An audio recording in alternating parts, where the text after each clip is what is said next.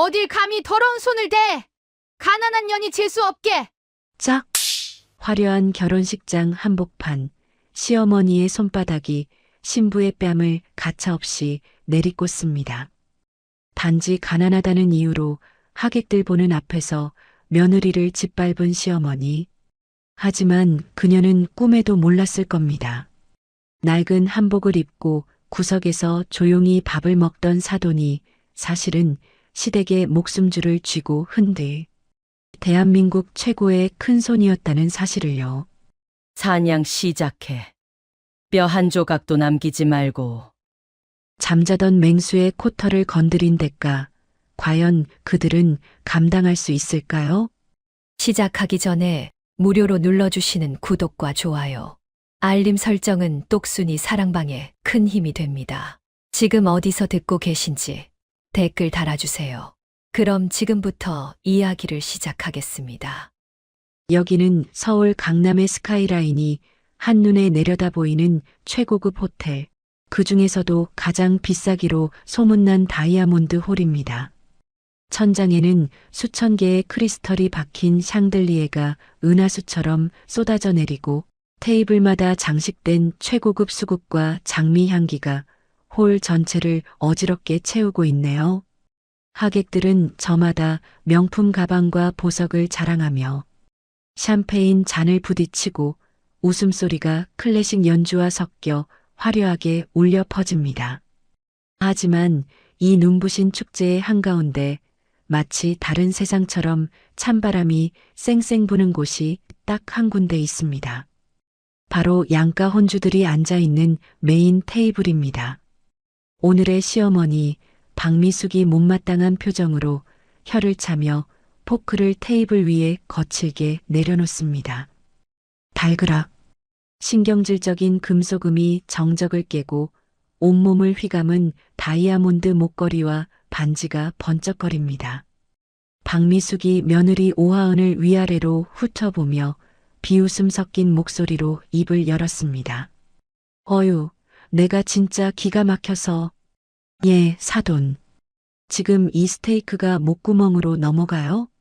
난 속이 터져서 물 한 모금도 안 넘어가는데 식성도 참 좋으시네. 맞은편에 앉은 하은의 친정엄마 윤명이는 대꾸 없이 묵묵히 시선을 접시에 고정한 채 식사를 이어가고 있습니다. 박미숙은 그런 명희의 태도가 더욱 거슬린다는 듯 일부러 하객들이 다 들을 만큼 목소리 톤을 높였습니다. 아니, 내가 웬만하면 좋은 날이라 참고 넘어가려고 했는데 말이야. 요즘 세상에 예단을 이따위로 해오는 집구석이 어디 있어? 내가 쪽팔려서 친구들한테 청첩장도 제대로 못 돌렸어. 알아? 강남 바닥에서 우리 집안이랑 사돈 맺는다고 소문 다 났는데 이게 뭐니 이게? 기본도 안 된 것들이 감히 우리 아들을 채가? 그녀의 독설은 멈출 줄 모르고 이어집니다. 신부 오하은은 죄인처럼 고개를 푹 숙인 채 무릎 위에 놓인 손을 꽉 쥐고 있습니다. 하얗게 질린 손가락 끝이 파르르 떨리고 있네요. 그녀의 옆에 앉은 신랑 최태성은 지금 뭘 하고 있을까요? 최태성이 턱시도를 입은 채 다리를 꼬고 앉아 스마트폰 주식 차트에서 눈을 떼지 않으며 귀찮다는 듯 하은의 어깨를 툭 쳤습니다. 아, 하은아. 너 표정이 그게 뭐야? 엄마가 틀린 말했어? 네가 좀 싹싹하게 잘해서 엄마 기분 좀 맞춰드려야지.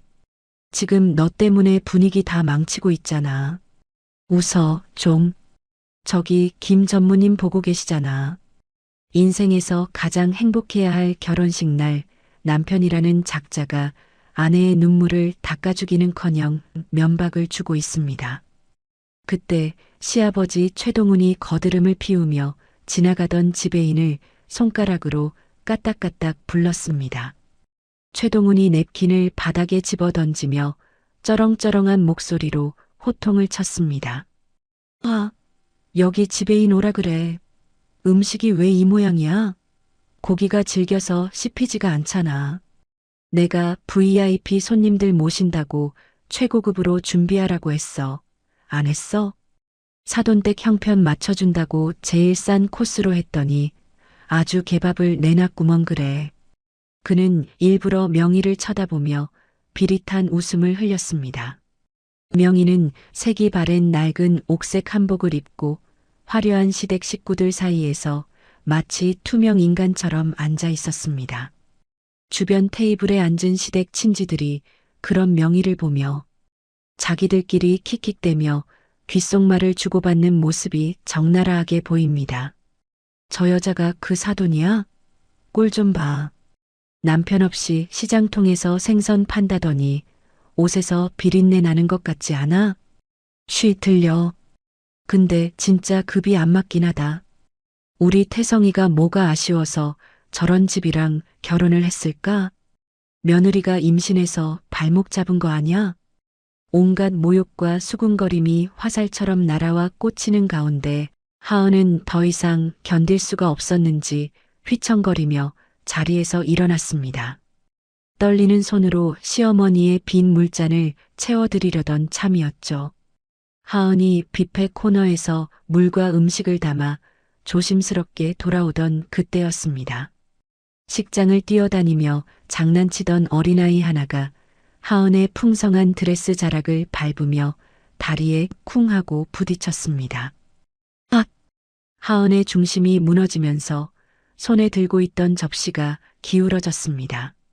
찰랑거리던 갈비탕 국물이 공중으로 솟구쳐 올랐다가 거짓말처럼 박미숙의 무릎 위로 쏟아졌습니다. 아주 작은 기껏해야 손톱만한 얼룩이 박미숙의 수천만 원짜리 수입 드레스 자락 끝에 튀었습니다. 하지만 박미숙에게는 그게 아니었나 봅니다. 박미숙이 감전된 사람처럼 자리에서 벌떡 일어나며 찢어질 듯한 비명을 질렀습니다. 아, 이거 뭐야? 내 옷, 이게 얼마짜린 줄 알아? 식장 안의 모든 시선이 순식간에 혼주석으로 쏠렸습니다. 클래식 연주도 멈추고 하객들의 웃음소리도 뚝 끊겼습니다. 하은은 사색이 되어 허둥지둥 냅킨을 꺼내 시어머니의 옷을 닦으려 바닥에 무릎을 꿇었습니다. 하은이 울먹이며 덜덜 떨리는 손을 뻗었습니다. 어머니 죄송해요. 제가 닦아드릴게요. 아이가 갑자기 튀어나와서 정말 고의가 아니었어요. 박미숙이 하은의 손을 거칠게 뿌리치며 눈을 부라렸습니다. 손대지 마. 더러운 손으로 어딜 만져. 하여간 근본 없는 것들은 꼭 티를 내요. 재수 없게. 너 지금 내 기분 잡치려고 일부러 그랬지? 그리고 그 순간이었습니다. 자, 날카로운 마찰음이 넓은 호텔홀의 정적을 단칼에 베어버렸습니다. 박미숙의 손바닥이 하은의 하얀 뺨을 풀스윙으로 내리친 겁니다. 하은은 중심을 잃고 그대로 차가운 대리석 바닥으로 나뒹굴었습니다.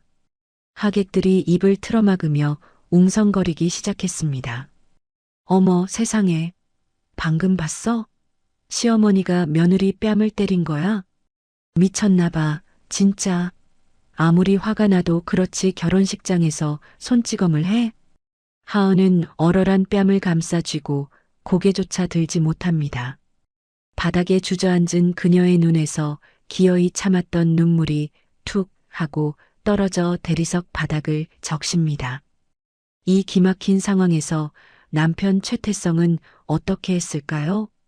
최태성이 넘어진 아내를 일으켜 세우기는커녕 인상을 잔뜩 찌푸리며 박미숙에게 짜증을 냈습니다. 아, 엄마. 사람들 다 보는데 쪽팔리게 진짜 왜 그래? 좀 참지. 하은이 너는 왜 조심성이 없어서 엄마 화를 돋어? 빨리 일어나. 창피해 죽겠네 진짜. 아내의 아픔보다 자신의 체면이 구겨진 게 더 화가 난 모양입니다. 여기저기서 하객들이 스마트폰을 꺼내 이 충격적인 상황을 촬영하기 시작했습니다. 셔터 소리가 찰칵찰칵 터지자 시아버지 최동훈이 늑대처럼 눈빛을 번뜩이며 어딘가로 신호를 보냈습니다. 최동훈이 굵은 손가락으로 하객들을 가리키며 핏대선 목소리로 고함을 쳤습니다. 아, 뭐들 해. 저거 다 못 찍게 막아. 어디서 감히 카메라를 들이대. 내 허락 없이 찍는 놈들은 다 고소해버려. 그 말이 떨어지기가 무섭게 식장 외곽에 대기하고 있던 건장한 경호원들이 우르르 몰려들었습니다. 검은 양복을 입은 경호원들이 하객들에게 위압적으로 다가가 스마트폰을 낚아채듯 내리게 합니다. 촬영하지 마십시오. 초상권 침해입니다. 당장 지우세요. 협조 안 하시면 강제로 퇴장 조치하겠습니다. 결혼식장은 순식간에 공포 분위기로 변해버렸습니다. 겁에 질린 하객들은 숨을 죽였고 힘없는 하은만 바닥에 쓰러진 채 누구의 도움도 받지 못하고 흐느끼고 있습니다. 바로 그때였습니다. 구석에서 유령처럼 앉아 마치 아무런 감정도 없는 사람처럼 보였던 명희가 천천히 자리에서 일어났습니다. 그녀가 의자를 뒤로 미는 소리가 유난히 크게 들렸습니다. 명희는 소란스러운 경호원들 사이를 뚫고 뚜벅뚜벅 단상 위로 걸어 올라왔습니다. 낡은 고무신을 신은 발걸음이었지만 이상하게도 그 발걸음 소리가 사람들의 심장을 쿵쿵 울리게 하네요. 명희는 바닥에 주저앉은 딸 하은 앞에 멈춰 섰습니다. 그녀는 아무 말 없이 허리를 굽혀 벌겋게 부어오른 딸의 뺨을 거칠지만 따뜻한 손으로 조심스럽게 감싸쥐었습니다. 하은이 떨리는 눈으로 엄마를 올려다보며 울음을 터뜨렸습니다. 엄마 미안해. 내가 못나서 엄마 창피하게. 명희는 대답 대신 소매 끝으로 딸의 눈물을 닦아주었습니다. 그리고 천천히 고개를 돌려 박미숙과 최태성 그리고 최동훈을 차례로 응시했습니다. 순간 박미숙은 흠칫 놀라 뒷걸음질을 쳤습니다. 방금 전까지 기가 죽어 밥만 먹던 촌스러운 노인의 눈빛이 아니었거든요. 그것은 마치 깊은 숲속에서 숨통을 끊어놓을 먹잇감을 발견한 굶주린 맹수의 눈빛이었습니다. 서늘하다 못해 뼈까지 시리게 만드는 살기가 명희의 눈동자에서 번뜩였습니다. 명희가 하은의 손목을 단단히 쥐며 낮게, 아주 낮게 속삭였습니다. 일어나라. 이런 쓰레기장에는 1초도 있을 필요 없다. 내 딸 눈에 눈물 나게 한 대가 피눈물로 갚게 해줄 테니. 명희는 하은을 일으켜 세운 뒤 멍하니 서 있는 사돈 식구들을 투명 인간 취급하며 식장 출구로 향했습니다. 최동훈이 뒤늦게 정신을 차리고 얼굴이 불그락푸르락해져서 소리쳤습니다. 이봐, 사돈. 지금 뭐 하는 짓이야? 결혼식을 망쳐도 유분수지. 당장 안 멈춰? 거기 안 서. 하지만 명희는 뒤도 돌아보지 않았습니다. 마치 그들의 목소리는 들을 가치도 없다는 듯 단호한 발걸음으로 호텔 로비를 빠져나왔습니다. 두 사람은 대기하고 있던 검은색 모범 택시에 올라탔습니다. 택시가 출발하고 창밖으로 멀어지는 화려한 호텔을 보며 하은은 여전히 공포와 서러움에 질려 어깨를 떨고 있었습니다. 명희는 그런 딸을 품에 안고 등을 가만히 토닥였습니다. 그리고 품 안에서 낡은 구형 폴더폰을 꺼내 어딘가로 전화를 걸었습니다. 뚜루루, 뚜루루. 신호음이 딱 한 번 울리고 상대방이 전화를 받자마자 명희가 입을 열었습니다. 그녀의 목소리는 더 이상 딸을 달래던 따뜻한 엄마의 목소리가 아니었습니다. 지옥 밑바닥에서 기어 올라온 복수의 화신처럼 낮고 으르렁거리는 목소리가 택시 안의 공기를 차갑게 얼어붙게 만들었습니다. 명희가 차가운 눈으로 창밖을 노려보며 지시했습니다. 김 실장, 준비해 둔 거 풀어. 사냥 시작해. 잠시 숨을 고른 명희가 덧붙인 마지막 말은 옆에 있던 하은조차 소름 끼치게 만들었습니다. 뼈 한 조각도 남기지 말고 아주 잘근잘근 씹어 먹어버려. 숨통이 끊어질 때까지. 이제 진짜 사냥이 시작되었습니다. 다음 날 아침 9시. 어제 그 난리통을 겪고도 해는 무심하게 떠올라 강남의 고급 빌라촌을 비추고 있습니다. 최동훈의 집 거실에는 팽팽한 긴장감 대신 늦은 아침의 나른함과 짜증만이 감돌고 있네요. 박미숙은 어제 결혼식장에서 입었던 드레스가 구겨질까봐 벗어 던져놓은 채 화려한 잠옷 가운을 걸치고 소파에 누워 씩씩거리고 있습니다. 그녀가 식탁 위에 놓인 찬물을 벌컥벌컥 들이켜며 신경질을 부립니다. 박미숙이 빈 물컵을 탁자에 쾅 내려놓으며 소리쳤습니다. 아이고 머리야. 내가 진짜 그년 때문에 혈압이 올라서 못 살겠네. 여보, 당신은 잠이 와요? 어제 그 망신을 당하고도 코가 골아져요? 안방 문이 열리고 부시시한 얼굴에 최동훈이 하품을 하며 걸어 나옵니다. 그 역시 어제의 분노가 가라앉지 않았는지 미간에 깊은 주름이 패여 있습니다. 최동훈이 뒷목을 잡고 인상을 쓰며 대꾸했습니다. 아, 아침부터 왜 소리는 지르고 그래. 나도 열받아서 술 마시고 겨우 잤구만. 그나저나 태성이 이 자식은 아직도 자? 그때 현관 인터폰이 요란하게 울려 퍼졌습니다. 딩동 딩동 딩동. 누군가 작정하고 누르는 듯 벨소리가 끊이지 않고 이어집니다. 박미숙이 짜증스러운 얼굴로 인터폰 화면을 확인하러 갑니다. 화면 속에는 낯선 양복쟁이 남자와 어제 봤던 그 촌스러운 사돈 여자가 서 있습니다. 박미숙이 콧방귀를 뀌며 현관문을 벌컥 열었습니다. 아니, 새벽부터 남의 집에 와서 무슨 행패. 박미숙의 말이 채 끝나기도 전에 윤명희가 그녀를 밀치듯 안으로 들어섰습니다. 그 뒤로 말끔한 슈트를 입은 변호사 강도진이 서류 가방을 들고 따라 들어옵니다. 명희의 차림새는 어제와 사뭇 다릅니다.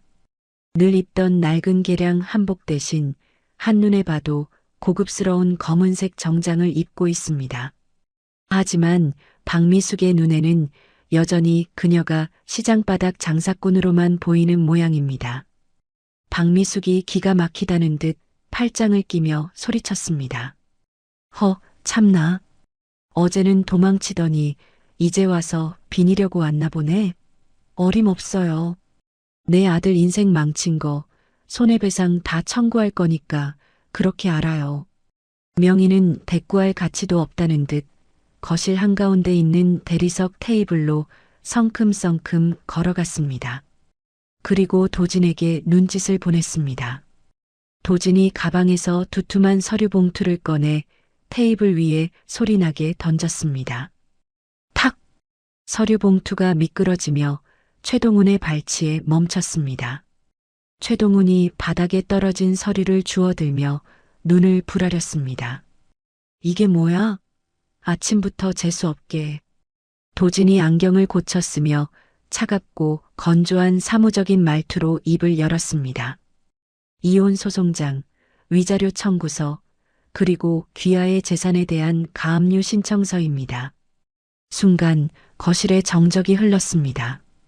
박미숙이 눈을 동그랗게 뜨고 서류를 낚아채듯 빼앗아 읽어 내려갑니다. 종이를 넘기는 그녀의 손이 부들부들 떨리기 시작합니다. 박미숙이 서류를 명희의 얼굴을 향해 집어 던지며 악을 썼습니다. 뭐? 이혼? 위자료? 아, 이게 미쳤나? 누가 누구한테 위자료를 달래? 내 딸년이 내 귀한 드레스 망치고 결혼식 파토 낸 거 기억 안 나? 소란스러운 소리에 방문이 열리고 최태성이 눈을 비비며 나왔습니다. 그는 아직도 상황 파악이 안 되는지 멍청한 표정으로 주위를 두리번거립니다. 최태성이 하품을 늘어지게 하며 물었습니다. 아, 엄마. 아침부터 왜 이렇게 시끄러워요? 장모님 오셨네? 하은이는요? 걔 아직도 삐져서 안 왔어요? 최태성은 명희에게 다가와 뻔뻔하게 말을 이었습니다.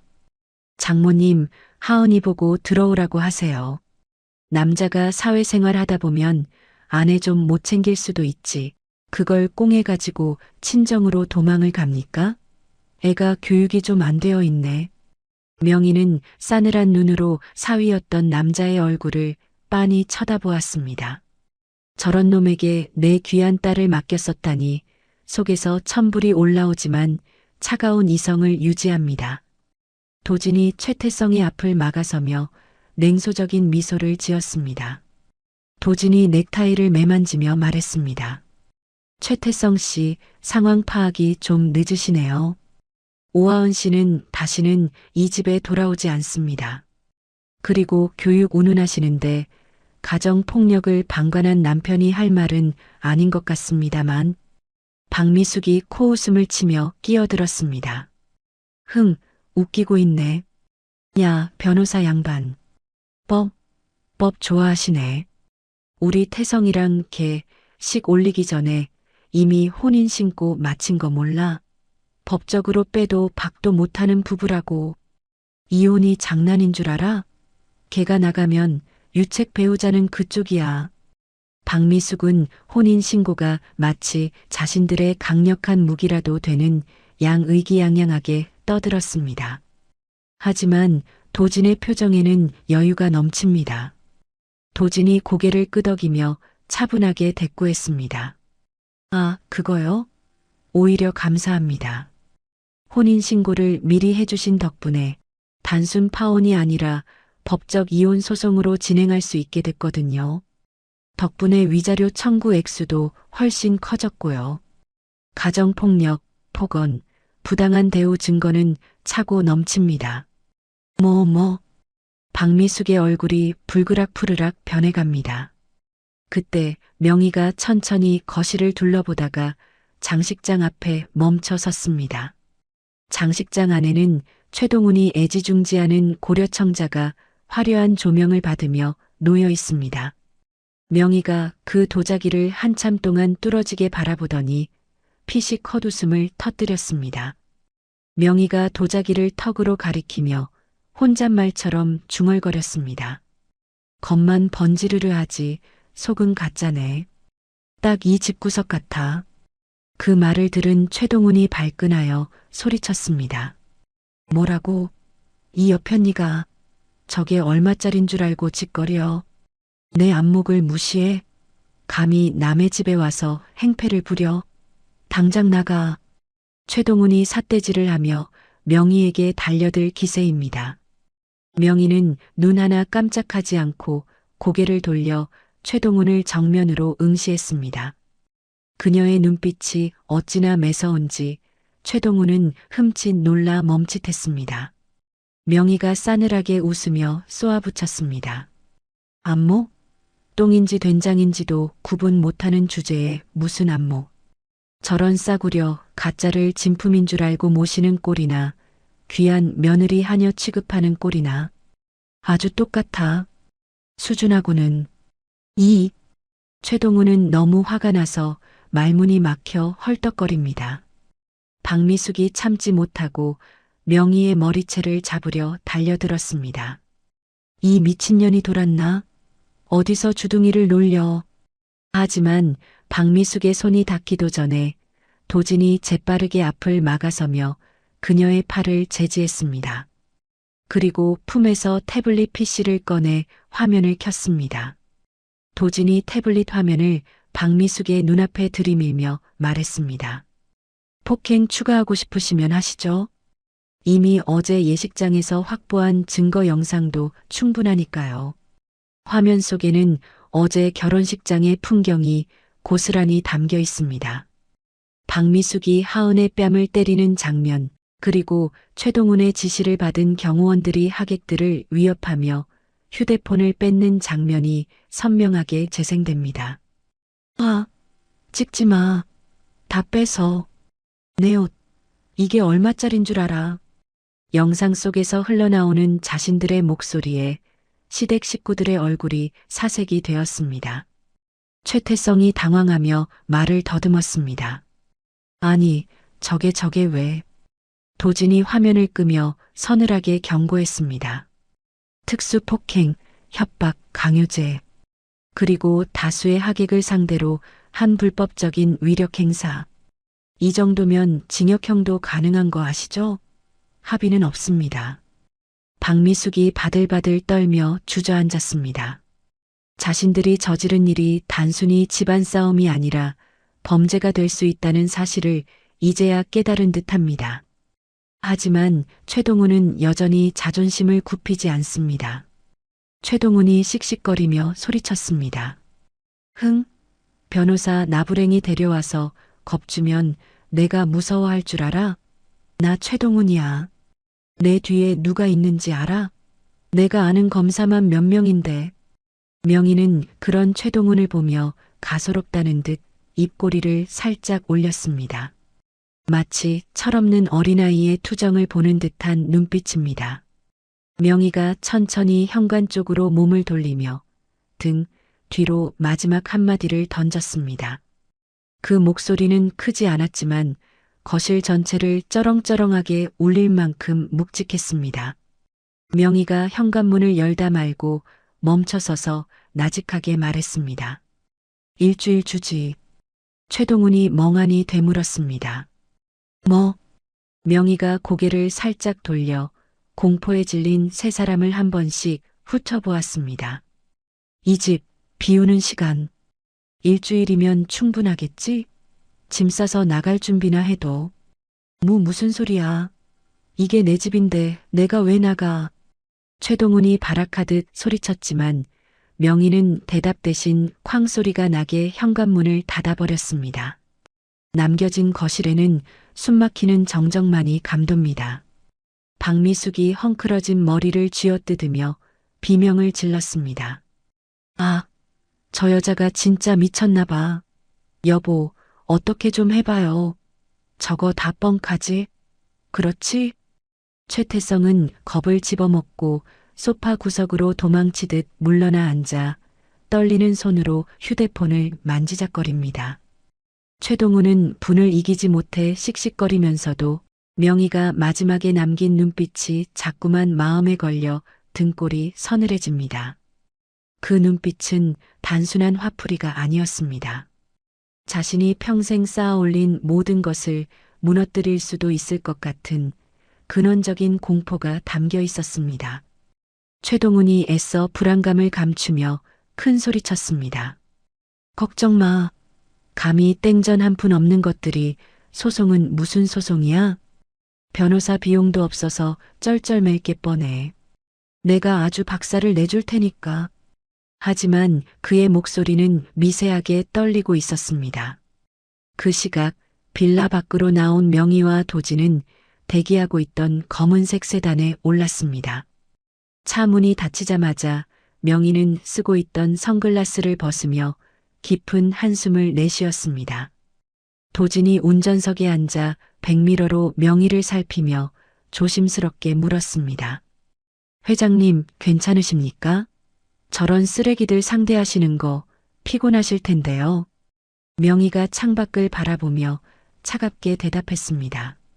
피곤? 아니, 이제 몸 좀 풀린 것 같네. 김 실장한테 연락해서 다음 단계 진행하라고 해. 네, 알겠습니다. 최동훈 사장 회사 쪽 자금줄부터 막을까요? 명희의 입가에 잔인한 미소가 번졌습니다. 아니, 밥줄부터 끊으면 재미없잖아. 숨통을 아주 천천히 조여야지. 일단 국세청이랑 은행 쪽에 소스 좀 흘려. 냄새 맡고 달려들게. 도진이 고개를 끄덕이며 전화를 걸기 시작했습니다. 명희는 멀어지는 최동훈의 빌라를 백미러로 바라보며 나직하게 중얼거렸습니다. 지금 그 집에서 맘껏 짖어둬라. 곧 짖을 힘도 없게 만들어줄 테니. 차가운 아스팔트 위를 미끄러지듯 달려가는 세단의 뒤로 폭풍전야의 고요함이 무겁게 내려앉았습니다. 이제 사냥개들은 풀려났고 먹잇감들은 자신들이 덫에 걸린 줄도 모른 채 발버둥 치고 있습니다. 3일 후 폭풍전야처럼 고요했던 시간은 끝났습니다. 최동훈이 운영하는 중소기업 대성정밀의 사장실. 최동훈은 평소처럼 다리를 책상 위에 올리고 느긋하게 골프 채널을 보고 있었습니다. 그가 콧노래를 흥얼거리며 커피를 마시려던 찰나였습니다. 쾅! 육중한 사장실 문이 부서질 듯 열리며 비서실장이 사색이 되어 뛰어들어왔습니다. 비서실장이 숨을 헐떡이며 외쳤습니다. 사장님, 큰일 났습니다. 지금 로비에. 최동훈이 인상을 찌푸리며 리모컨으로 TV를 끄고 소리쳤습니다. 아, 시끄러워. 노크도 없이 어디서 버르장머리 없이 들어와? 로비에 뭐? 누가 왔는데 그래? 그때였습니다. 비서실장의 어깨 너머로 파란색 조끼를 입은 건장한 남자들이 우르르 밀고 들어왔습니다. 그들의 손에는 압수수색이라고 적힌 파란 플라스틱 상자들이 들려 있습니다. 최동훈은 눈을 의심하며 자리에서 벌떡 일어났습니다. 이게 뭐야? 당신들 누구야? 가장 앞에 선 남자가 공무원증을 최동훈의 코앞에 들이밀며 무미건조하게 말했습니다. 국세청 조사 사국입니다. 대성정밀의 탈세 및 비자금 조성 혐의에 대한 제보가 접수되어 압수수색 영장 집행합니다. 협조하시죠. 최동훈의 눈동자가 지진이라도 난 듯 흔들립니다. 조사 사국이라니 기업들의 저승사자라고 불리는 곳 아닙니까? 최동훈이 넥타이를 거칠게 풀어헤치며 고래고래 악을 썼습니다. 뭐, 탈세? 내가 세금을 얼마나 꼬박꼬박 냈는데. 니들 이거 실수하는 거야. 내가 누군지 알아? 내 뒤에 누가 있는지 아냐고. 하지만 조사관들은 그의 고함 소리를 배경음악 취급하며 능숙하게 서류 뭉치와 컴퓨터 하드 디스크를 박스에 쓸어 담기 시작했습니다. 우당탕탕 책장이 엎어지고 서류들이 눈송이처럼 바닥에 흩날립니다. 사장실은 순식간에 난장판이 되어버렸습니다. 그때 책상 위에 전화기가 발작하듯 울리기 시작했습니다.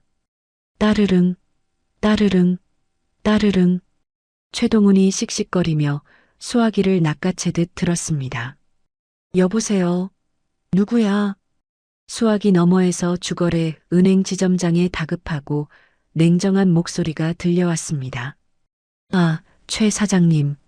저 김 지점장입니다. 안타까운 소식을 전해야겠네요. 본사 리스크 관리팀에서 대성 정밀에 대한 대출 전액 상환 명령이 떨어졌습니다. 최동훈은 귀를 의심했습니다. 뭐요? 상환? 아니, 김 지점장. 우리가 거래한 게 얼만데 갑자기 그게 무슨 소리야? 만기 연장해주기로 했잖아. 죄송합니다. 위에서 내려온 지시라 저도 어쩔 수가 없네요. 오늘 오후 4시까지 입금 안 되면 부도 처리 절차 밟습니다. 끊습니다. 뚜뚜뚜. 매정하게 끊긴 전화기에서 허무한 신호음만 흘러나옵니다. 최동훈이 수화기를 든 채 멍하니 서 있는데 이번에는 비서실장의 휴대폰이 울렸습니다. 전화를 받은 비서실장의 얼굴이 흑빛으로 변해갑니다. 비서실장이 떨리는 목소리로 최동훈을 불렀습니다. 사장님 큰일 났습니다. 제일물산 구매팀장님 전화인데요. 거긴 또 왜? 계약건 때문에 그래? 그게 이번 납품 계약 전면 취소하겠답니다. 위약금 물어줄 테니 거래 끊자고. 그리고 앞으로 업계에서 우리랑 거래하면 블랙리스트에 올리겠다고 공문이 내려왔답니다. 최동훈은 다리에 힘이 풀려 그 자리에 주저앉고 말았습니다. 국세청, 은행, 그리고 주요 거래처까지. 이건 단순한 우연이 아닙니다. 누군가 작정하고 대성정밀의 숨통을, 아니 최동훈이라는 인간의 사지를 찢어발기려 하고 있는 겁니다. 최동훈이 덜덜 떨리는 손으로 책상을 짚고 일어나며 비서실장의 멱살을 잡았습니다. 그의 눈에는 핏발이 서 있습니다. 알아봐. 당장 알아봐. 도대체 어떤 놈이 뒤에서 장난질 치는 건지, 어떤 놈이 감히 나를 건드려. 비서실장이 울먹이며 태블릿 PC를 내밀었습니다. 아까 은행 쪽 지인한테 급하게 물어봤습니다. 자금줄을 막고 압력을 넣은 곳이 YM홀딩스랍니다. YM홀딩스? 최동훈도 들어본 적 있는 이름입니다.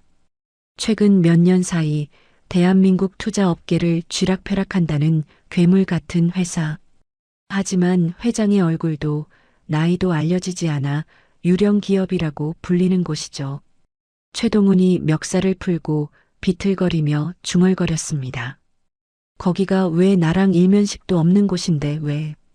이유를 알 수 없으니 공포는 배가 됩니다. 하지만 이대로 앉아서 죽을 수는 없습니다. 최동훈은 급히 금고를 열어 묵직한 가방 하나를 꺼냈습니다. 그 안에는 뇌물로 쓸 골드바가 번쩍거리고 있습니다. 차 대기시켜. YM 본사로 간다. 가서 회장놈 바지가랑이라도 잡아야 해. 서울 도심 한복판, 하늘을 찌를 듯 솟아있는 YM 타워. 최동훈은 그 압도적인 위용 앞에 잔뜩 위축된 채 로비에 들어섰습니다. 평소의 거만함은 온데간데없고 땀을 뻘뻘 흘리며 옷매무새를 다듬기에 바쁩니다. 안내 데스크 직원이 차가운 미소로 그를 맞이했습니다. 최동훈 사장님 되십니까? 회장님께서 기다리고 계십니다. 50층으로 올라가십시오. 기다리고 있다니 마치 자신이 올 줄 알았다는 듯합니다. 초고속 엘리베이터가 50층을 향해 솟구치는 동안 최동훈은 뇌물이 든 가방을 품에 꼭 껴안았습니다. 돈 싫어하는 놈 없어. 잘만 하면 위기가 기회가 될 수도 있어. 띵! 엘리베이터 문이 열리고 적막할 정도로 넓고 고급스러운 복도가 나타났습니다. 비서의 안내를 받아 도착한 곳은 회장실이라는 금색 명패가 붙은 거대한 양문 앞이었습니다. 최동훈은 마른 침을 꿀꺽 삼키고 심호흡을 했습니다. 후. 비서가 문을 열어주자 최동훈은 쭈뼛거리며 안으로 발을 들여놓았습니다. 운동장만큼 넓은 사무실 한쪽 벽면은 통유리로 되어 있어 서울 시내가 발 아래로 내려다 보입니다. 그리고 그 창가 쪽에 거대한 책상이 놓여 있습니다. 회장으로 보이는 사람은 높은 등받이 의자에 앉아 창밖을 보고 있어 최동훈에게는 등만 보입니다. 최동훈이 허리를 90도로 굽히며 비굴한 목소리로 외쳤습니다. 회장님, 안녕하십니까? 대성정밀 최동훈입니다. 바쁘신데 이렇게 만나주셔서 정말 감사합니다. 의자에 앉은 사람은 대답이 없습니다. 손가락으로 책상을 톡, 톡 두드리는 소리만 규칙적으로 들려옵니다. 최동훈은 식은땀을 흘리며 조심스럽게 한 걸음 더 다가갔습니다. 그리고 품에 안고 있던 가방을 테이블 위에 스르르 밀어 올렸습니다. 저 빈손으로 오기 뭐해서 작은 성의를 준비했습니다. 약소하지만 받아주십시오. 그리고 저희 회사에 대한 오해를 좀 풀고 싶습니다만. 그때였습니다. 책상 위에 놓인 스피커폰에서 비서의 목소리가 들려왔습니다. 회장님, 보안팀 대기 중입니다. 그리고 천천히, 아주 천천히 의자가 돌아가기 시작했습니다. 기익. 최동훈은 숨을 멈추고 의자에 앉은 인물을 바라보았습니다. 의자가 완전히 돌아가고 그곳에 앉아 있는 사람의 얼굴이 드러났습니다. 최동훈의 눈이 튀어나올 듯 커졌습니다. 입이 떡 벌어져 턱이 빠질 것만 같습니다. 사사돈? 그곳에는 낡은 한복 대신 최고급 이탈리아 원단의 슈트를 입은 윤명희가 앉아 있었습니다. 지적인 뿔테 안경 너머로 명희의 눈빛이 서늘하게 빛나고 있습니다. 그녀의 손에는 최동훈이 방금 바친 뇌물 가방이 들려 있네요. 명희가 가방을 열어 번쩍이는 골드바를 확인하더니 피식 조소를 터뜨렸습니다. 성에 뇌물이 아니고 명희가 가방을 책상 바닥으로 툭 던져버렸습니다. 쿵! 무거운 금덩이들이 바닥에 처박히는 소리에 최동훈의 심장도 함께 떨어졌습니다. 최동훈이 뒷걸음질 치며 말을 더듬었습니다. 아니, 이게 사돈이 왜 여기 아니, 회장님 비서이십니까? 아직도 상황 파악이 안 되는 모양입니다. 명희가 안경을 벗어 책상 위에 올려놓으며 천천히 자리에서 일어났습니다.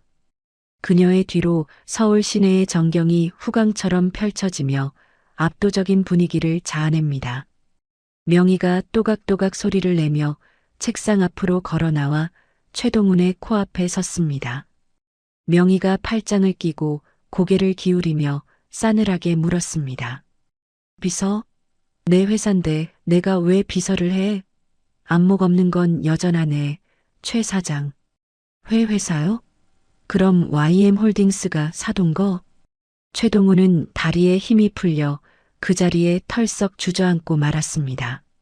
자신이 며느리 집안을 가난하다고 무시하고 사돈을 시장바닥 장사꾼 취급했던 기억들이 주마등처럼 스쳐 지나갑니다. 그리고 자신의 회사 자금줄을 쥐고 흔든 게 바로 눈앞에 이 여자라는 사실에 공포가 밀려옵니다. 최동훈이 바닥을 기어가 명희의 바짓단을 잡으려 했습니다. 사사부인, 아니 회장님, 제가 죽을 죄를 지었습니다. 몰라 뵀습니다. 한 번만 살려주십시오. 제발. 명희는 더러운 것이라도 닿은 듯 발을 뒤로 빼며 최동훈을 내려다보았습니다. 그녀의 눈에는 일말의 동정심도 없습니다. 명희가 낮고 차가운 목소리로 쐐기를 박았습니다. 사부인? 누가 당신 사부인이야? 당신은 이제 내 채무자일 뿐이야. 그것도 아주 악질 채무자. 명희가 책상 위에 있던 인터폰 버튼을 눌렀습니다. 보안팀 들어와. 곧바로 문이 열리고 검은 정장을 입은 보안 요원들이 들이닥쳤습니다. 명희가 바닥에 널브러진 최동훈을 턱으로 가리키며 지시했습니다. 이 사람 끌어내. 그리고 여기 바닥에 굴러다니는 금덩이들, 증거물로 경찰에 넘겨. 뇌물 공여 미수 혐의 추가해서. 보안 요원들이 최동훈의 양팔을 짐짝처럼 잡아 일으켰습니다. 최동훈이 끌려나가며 발버둥 쳤습니다. 회장님, 잘못했습니다. 며느리 아니 하은이 좀 보게 해주세요. 제가 빌게요. 으악. 하지만 명희는 그가 끌려나가는 모습을 끝까지 지켜보며 표정 하나 바꾸지 않았습니다. 사장실 문이 닫히고 다시 고요가 찾아왔습니다. 명희는 창가로 다가가 창문에 비친 자신의 모습을 바라보았습니다. 항상 딸을 위해 숨죽이고 살았던 지난날의 자신은 이제 없습니다. 그녀는 휴대폰을 들어 도진에게 전화를 걸었습니다. 나다. 최동훈 다녀갔어. 이제 쥐구멍도 다 막혔으니 슬슬 발악을 시작할 거야. 다음 단계 준비해. 하은이, 이제 세상 밖으로 내보낼 때가 됐어. 명희의 시선이 창밖의 복잡한 서울 거리를 향합니다. 이제 시댁 식구들의 몰락은 시간 문제일 뿐. 가장 중요한 건 상처받은 딸 하은을 다시 일으켜 세우는 일입니다. 어둠 속에서 웅크리고 있던 하은에게 이제 찬란한 빛을 보여줄 차례입니다. 일주일이라는 시간은 누구에게나 공평하게 흐르지만 그 밀도는 사람마다 다릅니다. 최동훈의 집이 지옥 같은 일주일을 보내는 동안 서울의 한 백화점 VIP 라운지에는 따스한 햇살이 평화롭게 쏟아지고 있습니다. 폭신한 소파에 앉은 윤명희가 커피 잔을 내려놓으며 탈의실 커튼을 향해 부드럽게 말했습니다. 하은아, 아직 멀었니? 나와보렴. 잠시 후 스르륵 커튼이 열리고 오하은이 쭈뼛거리며 밖으로 나왔습니다. 명희의 눈이 환하게 빛났습니다. 늘 헐렁한 티셔츠나 무채색 니트만 입던 하은은 온데간데 없습니다. 몸에 딱 떨어지는 세련된 네이비색 정장 원피스, 그리고 자신감 있게 올린 머리 스타일까지. 거울 앞에 선 하은은 마치 다른 사람 같습니다. 하지만 하은은 아직 이 모습이 어색한지 자꾸만 옷매무새를 만지작거립니다. 하은이 거울 속 자신을 쳐다보며 기어들어가는 목소리로 말했습니다. 엄마 이거 너무 비싼 거 아니야? 그리고 나한테는 좀 안 어울리는 것 같은데. 결혼 생활 내내 시어머니에게 넌 촌스러워서 명품 걸쳐도 티가 안 난다는 가스라이팅을 당해온 탓에 하은의 자존감은 바닥을 치고 있었습니다. 명희가 자리에서 일어나 하은에게 다가가 딸의 어깨를 단단히 잡고 거울을 똑바로 보게 했습니다. 명희가 거울 속 하은의 눈을 맞추며 단호하게 말했습니다. 똑바로 봐라. 이게 진짜 내 모습이야. 그동안 그 집구석에서 하도 구박을 받아서 네가 얼마나 빛나는 보석인지 잊어버린 게야. 어깨 펴. 넌 YM 그룹 윤명희의 하나뿐인 딸이야. 엄마의 단단한 목소리에 하은의 눈동자가 흔들렸습니다. 거울 속 여자가 낯설지만 꽤 괜찮아 보입니다. 명희가 직원을 불러 카드를 건네며 지시했습니다. 여기서부터 저기까지 이 아이한테 어울리는 건 다 포장해 주세요. 그리고 구두랑 가방도 싹 다 신상으로 맞추고요. 하은이 놀라서 눈을 동그랗게 떴지만 명희는 빙그레 웃으며 딸의 손을 잡았습니다. 이제부턴 기죽지 마. 네가 걷는 길이 곧 길이다.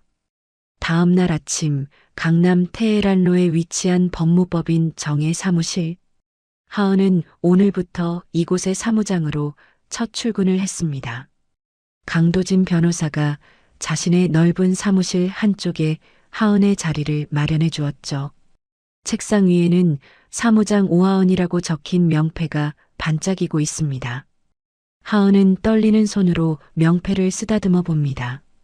결혼 전에는 꿈 많던 대학생이었지만 결혼과 동시에 경력이 단절되어 누구 엄마, 누구 며느리로만 불렸던 지난 날들이 스쳐 지나갑니다. 도진이 두툼한 서류 뭉치를 들고 다가와 하은의 책상에 내려놓았습니다. 도진이 부드러운 미소를 지으며 말했습니다. 오 사무장님, 첫 임무입니다. 최동훈 사장 회사와 관련된 횡령 및 비자금 자료들인데 숫자가 좀 복잡합니다. 꼼꼼하게 정리 좀 부탁드려요. 하은 씨, 예전에 회계학 전공했었죠? 실력 발휘 좀 해주세요. 네. 네. 열심히 해볼게요. 하은은 긴장된 표정으로 서류를 집어들었습니다. 처음에는 눈앞이 캄캄했지만 펜을 들고 숫자를 들여다보기 시작하자 놀라운 집중력이 발휘되었습니다. 대학 시절 장학생이었던 그녀의 두뇌가 다시 깨어나기 시작한 겁니다. 점심시간도 잊은 채 몇 시간을 몰두한 끝에 하은은 완벽하게 정리된 엑셀 파일을 도진에게 내밀었습니다. 도진이 모니터를 확인하더니 감탄하며 박수를 쳤습니다. 와, 대단한데요? 우리 로펌 직원들보다 훨씬 낫습니다. 역시 회장님이 따님 자랑하실 만했네요. 이 정도면 최동훈 사장 꼼짝 못하겠는데요? 도진의 진심 어린 칭찬에 하은의 얼굴이 붉어졌습니다.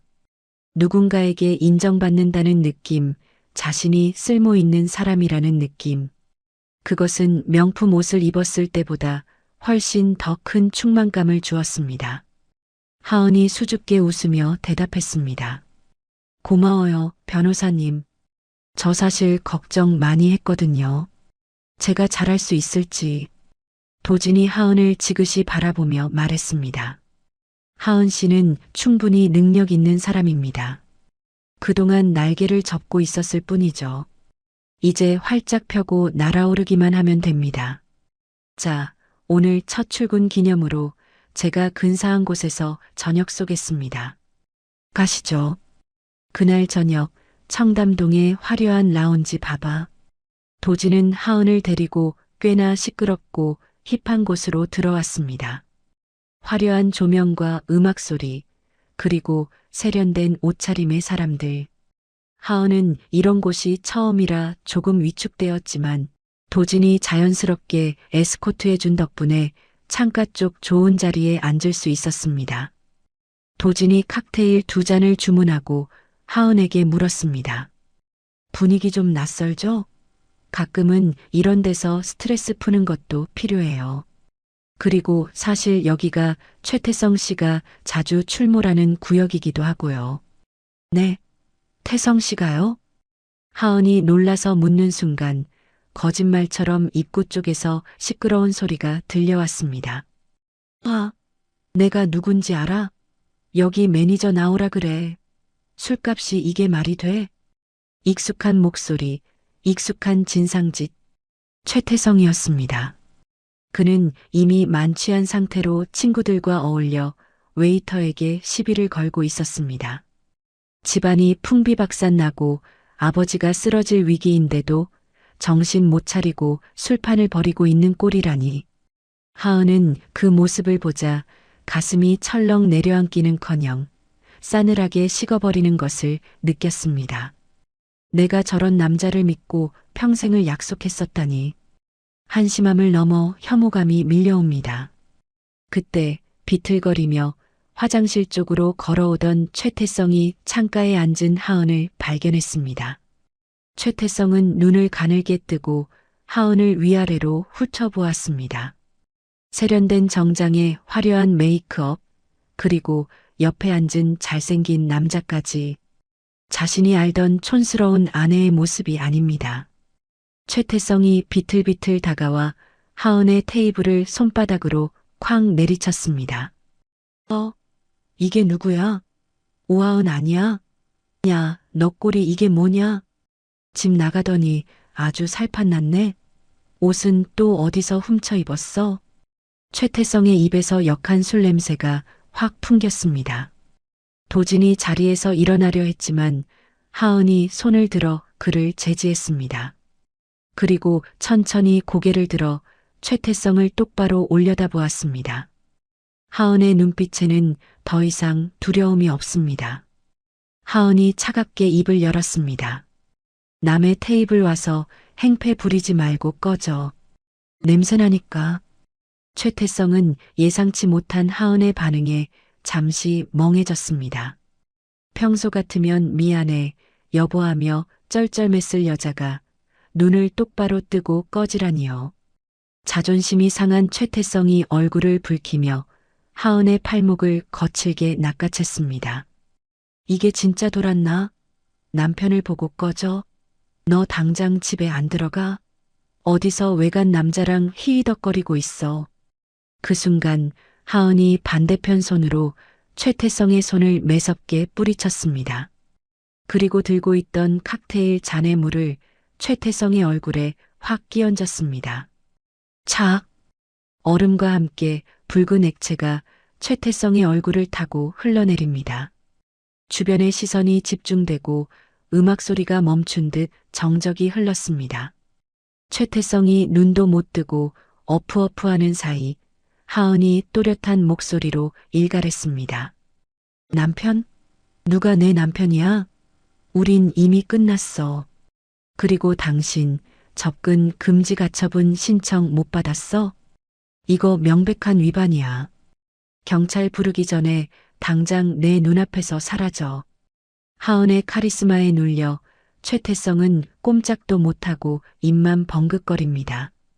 옆에 있던 도진이 나서서 최태성의 어깨를 밀치며 경고했습니다. 들으셨죠?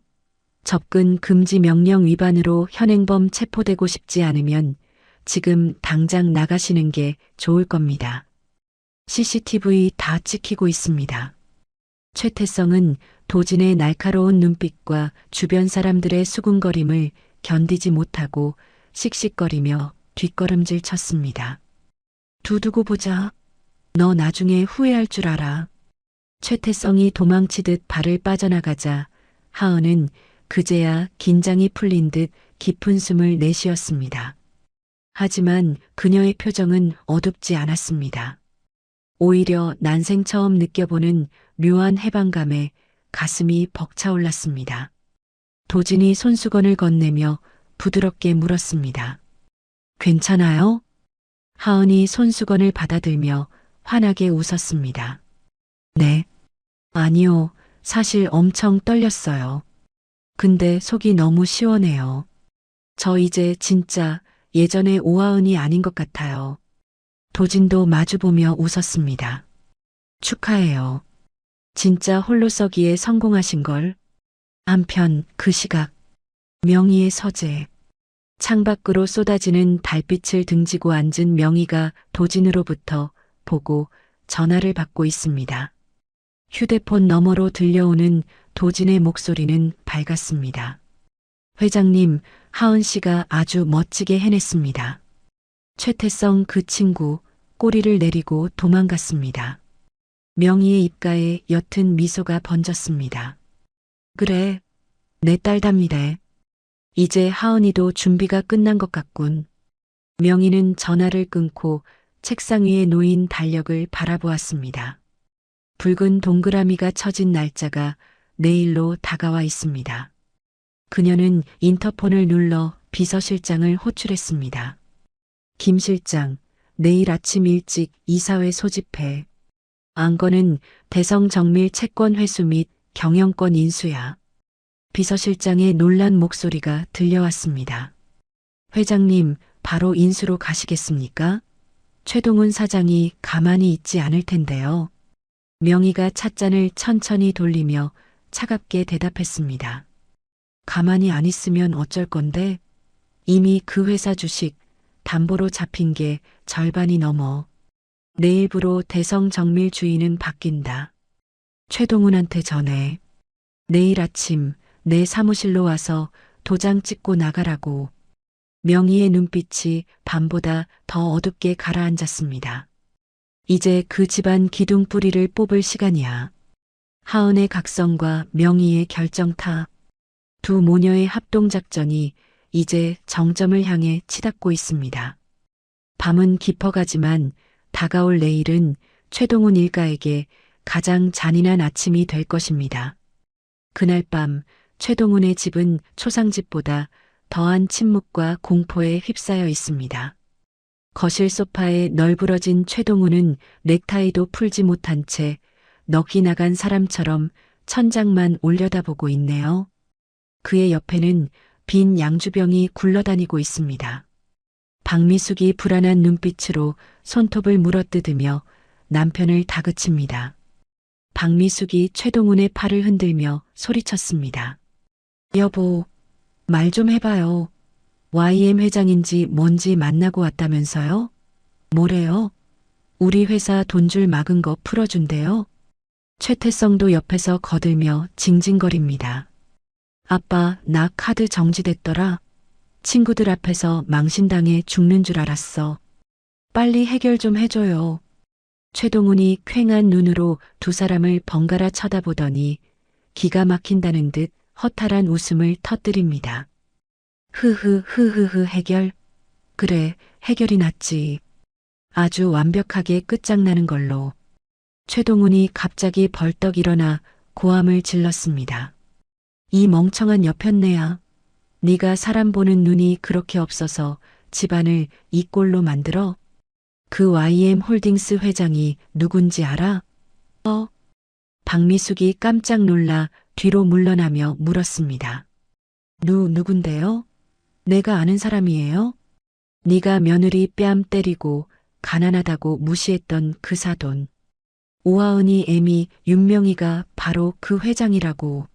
그 여자가 내 회사 주인이란 말이야.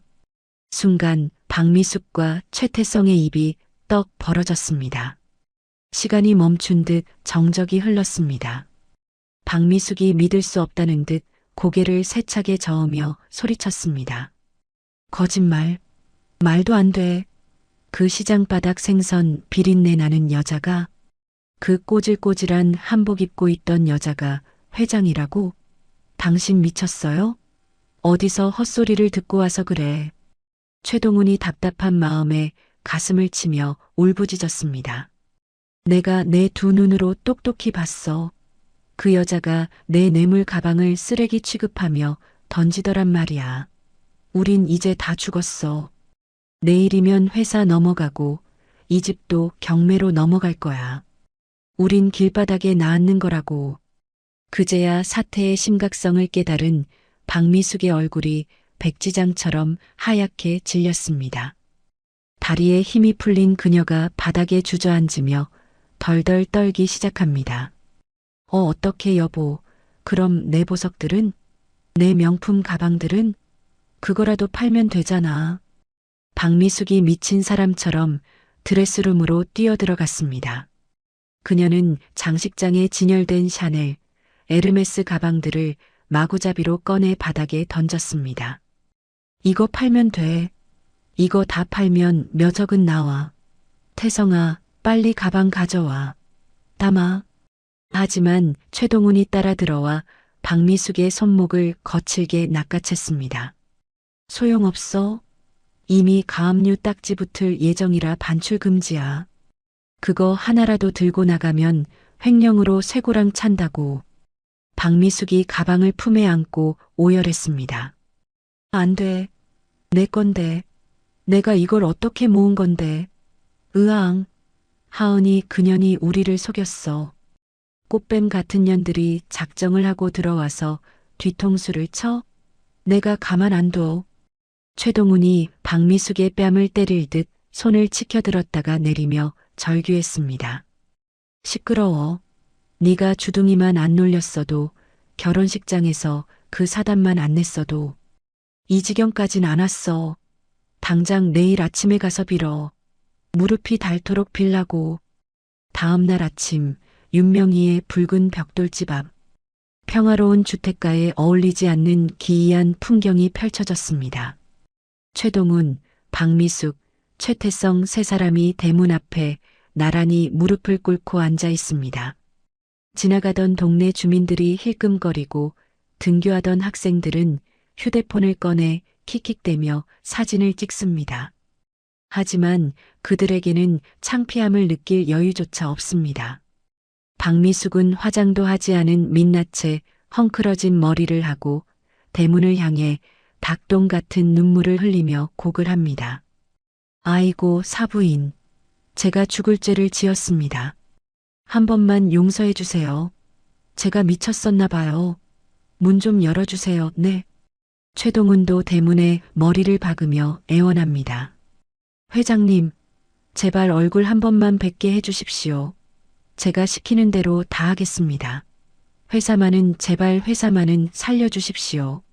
최태성은 이 상황이 견디기 힘든 듯 고개를 푹 숙이고 있지만 아버지의 눈치 때문에 억지로 무릎을 꿇고 있습니다.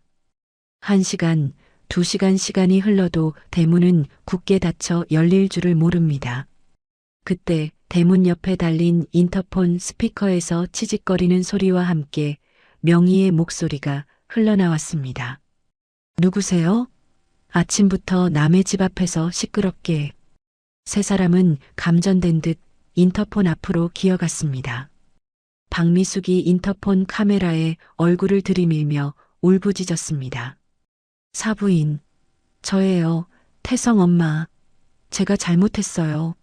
어제는 제가 눈이 뒤집혀서 우리 하은이 내 딸처럼 생각하는 거 아시죠? 네.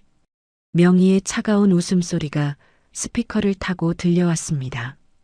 딸처럼? 걔도 자기 새끼한테는 그렇게 안 해. 그리고 누가 당신 사부인이야? 우린 이미 남남인데. 최동훈이 다급하게 끼어들었습니다. 회장님, 제발 자비를 베풀어 주십시오. 우리 태성이랑 하은이 아직 젊지 않습니까? 다시 잘해볼 수 있습니다. 제가 태성이 놈 교육 다시 시키겠습니다. 자비, 글쎄, 내 딸 눈에서 피눈물 흘리게 해놓고 이제 와서 자비를 찾아? 꿈 깨세요. 당신들이 흘린 눈물, 아직 내 딸이 흘린 눈물의 반이 반도 안 되니까. 명희의 목소리는 서늘하다 못해 잔인하게 느껴집니다. 그리고 거기서 쇼하지 말고 꺼져요. 경찰 부르기 전에. 내 딸이 당신들 꼴 보기 싫어서 토하려고 하니까. 뚝. 인터폰이 매정하게 끊겼습니다. 박미숙이 대문을 두드리며 절규했지만 안에서는 아무런 인기척도 없습니다. 문 열어. 문 열라고. 오하은, 너 안에 있지? 네가 어떻게 나한테 이럴 수 있어? 시어머니한테 이래도 천벌 안 받을 것 같아? 그 시각 2층 창가. 커튼 뒤에서 이 모든 광경을 지켜보고 있는 사람이 있습니다. 바로 오하은입니다.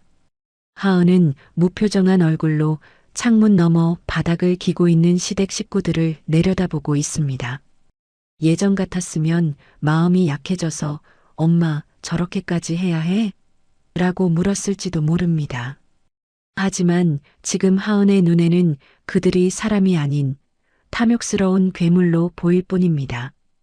뒤에서 명희가 다가와 하은의 어깨를 감싸 안았습니다. 명희가 부드럽게 물었습니다. 마음이 약해지니? 하은이 고개를 천천히 저으며 대답했습니다. 아니, 그냥 불쌍해. 돈이 뭐라고 저렇게 바닥까지 보일까 싶어서. 그리고 아주 속이 시원해. 하은이 손을 뻗어 창가에 쳐진 하얀 커튼을 확 닫아버렸습니다. 차르륵. 커튼이 닫히며 바깥 세상의 소음과 추악한 풍경이 완벽하게 차단되었습니다. 하은이 명희를 보며 맑게 웃었습니다. 엄마, 나 배고파. 우리 맛있는 거 먹자. 명희도 마주보고 웃으며 고개를 끄덕였습니다. 그래, 아주 맛있는 거 먹자꾸나. 같은 시각 명희의 서재 책상 위 휴대폰이 울렸습니다. 비서실장의 전화입니다. 명희는 하은을 식당으로 먼저 보내고 차분하게 전화를 받았습니다. 김 실장. 진행해. 네, 회장님. 지금 바로 대성 정밀에 대한 최종 부도 처리 및 채권 회수 절차 들어갑니다. 법원 경매 신청도 동시에 접수하겠습니다. 수고했어. 그리고 최동훈 휴대폰으로 문자 하나 보내. 게임 오버라고. 명희가 전화를 끊는 순간 밖에서 찢어질 듯한 비명소리가 들려왔습니다. 최동훈의 휴대폰이 울리고 그는 비서로부터 청천벽력 같은 소식을 전해 들었습니다. 사장님 끝났습니다. 은행에서 최종 부도 처리 통보가 왔어요.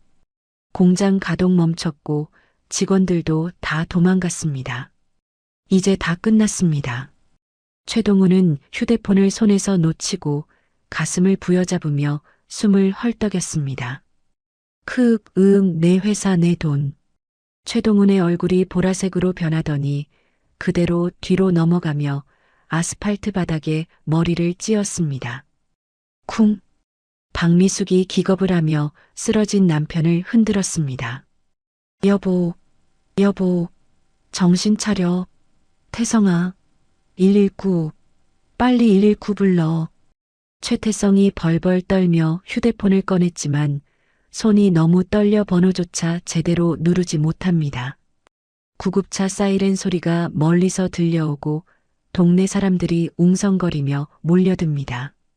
화려했던 재벌 시댁의 위엄은 온데간데 없고 길바닥에 쓰러져 거품을 무는 가장과 울부짖는 아내 그리고 겁에 질린 아들만이 남았습니다. 2층 식당에서 명희와 하은은 따뜻한 수프를 먹고 있습니다. 밖에서 요란한 사이렌 소리가 들려오지만 두 사람은 들리지 않는 척 평온하게 식사를 이어갑니다. 명희가 빵에 버터를 바르며 하은에게 말했습니다. 하은아, 이번 주말에 여행이나 갈까? 그동안 고생했는데 바람이나 쐬러 가자. 하은이 수프를 한 숟가락 뜨며 대답했습니다. 좋아. 바다 보고 싶어. 아주 파랗고 넓은 바다. 창밖에서는 악인들이 지옥으로 떨어지고 있지만 집안의 식탁에는 비로소 진정한 평화가 찾아왔습니다.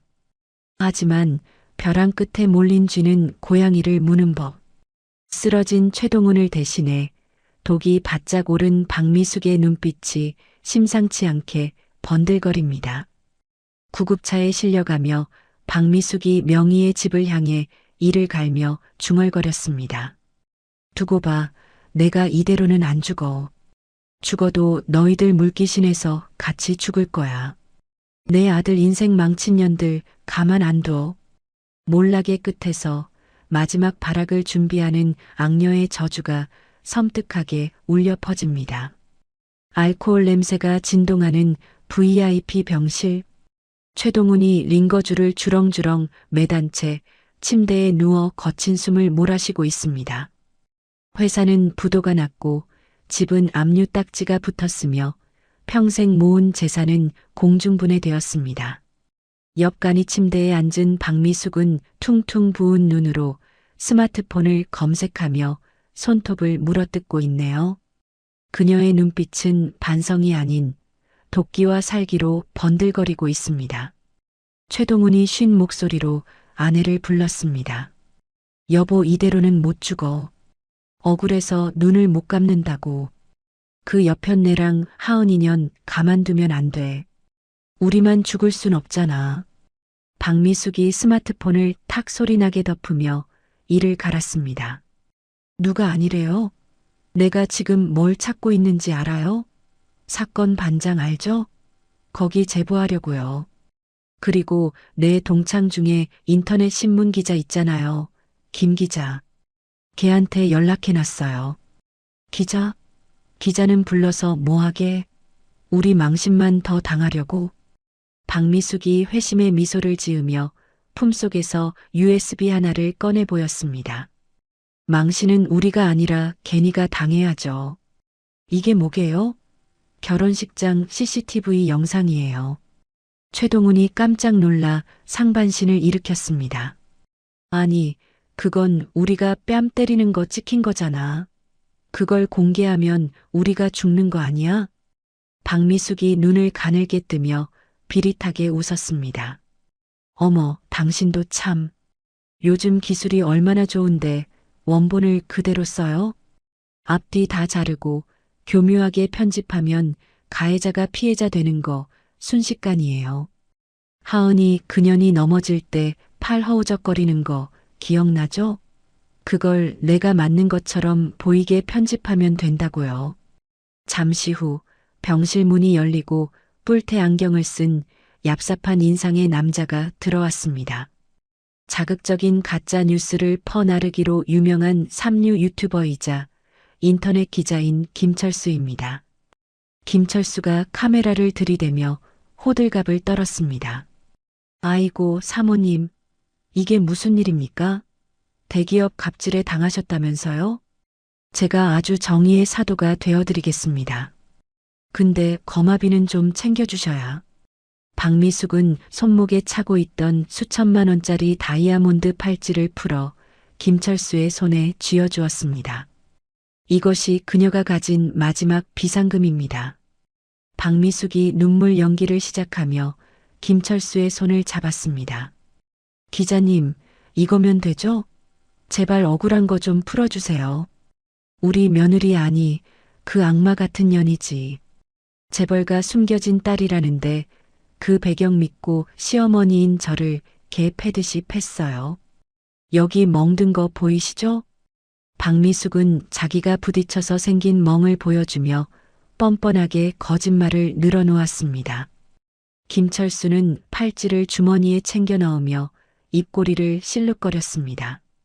와, 재벌가 딸이 시어머니 폭행? 이거 조회수 100만 각인데요? 걱정 마십시오. 오늘 저녁에 바로 터뜨립니다. 제목은 아주 자극적으로 뽑아드리죠. 그날 저녁 8시. 평화롭던 대한민국 인터넷 커뮤니티가 발칵 뒤집혔습니다. 충격 단독. YM그룹 회장 딸의 두 얼굴 시어머니 폭행하고 재산 강탈. 자극적인 썸네일과 함께 올라온 영상은 순식간에 실시간 검색어 1위를 장악했습니다. 영상 속에는 교묘하게 편집된 결혼식 장면이 담겨 있습니다. 하은이 넘어지면서 팔을 뻗는 장면이 마치 박미숙의 멱살을 잡으려는 것처럼 보이고 박미숙이 뒤로 넘어지는 장면만 슬로 모션으로 반복됩니다. 거기에 박미숙의 거짓 인터뷰가 내레이션으로 깔립니다. 며느리가 평소에도 저를 무시했어요. 혼수 적게 해왔다고 뭐라 한마디 했더니 갑자기 눈이 뒤집혀서 달려들더라고요. 친정엄마라는 사람은 조폭들을 데려와서 하객들 협박하고요. 댓글창은 순식간에 불바다가 되었습니다. 와, 며느리 인성 실하냐?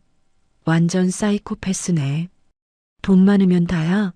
시어머니를 때려. 저런 건 신상 털어서 매장해야 함. YM그룹? 불매운동 가자. 쓰레기 기업이네.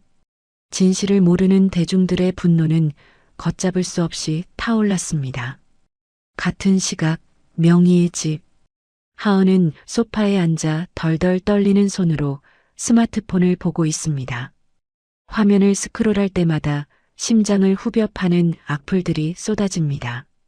누군가가 하은의 졸업사진과 신상 정보를 유포했고 개인 SNS에는 욕설 DM이 수천 통씩 쌓이고 있습니다. 죽어라, 꽃뱀년아. 너 같은 건 얼굴 들고 다니면 안 돼. 하은의 얼굴이 핏기 하나 없이 창백해졌습니다. 과호흡이 온 듯 숨을 가쁘게 몰아쉬던 하은이 비명을 지르며 휴대폰을 집어 던졌습니다. 아니야, 이거 아니야. 내가 언제 하은은 머리를 감싸 쥐고 바닥에 웅크렸습니다.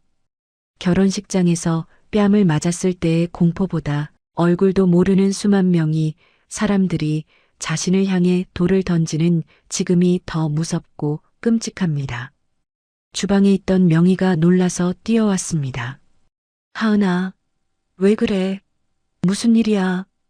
명희는 바닥에 떨어진 휴대폰 화면을 보고 단번에 상황을 파악했습니다. 화면 속에는 박미숙이 가짜 깁스를 하고 거짓 눈물을 흘리는 인터뷰 영상이 재생되고 있습니다. 명희의 눈썹이 꿈틀거리며 올라갔습니다. 지금껏 냉정함을 유지하던 명희도 딸이 무너지는 모습을 보자 분노가 치밀어 오릅니다. 하지만 명희는 감정적으로 대응하지 않았습니다.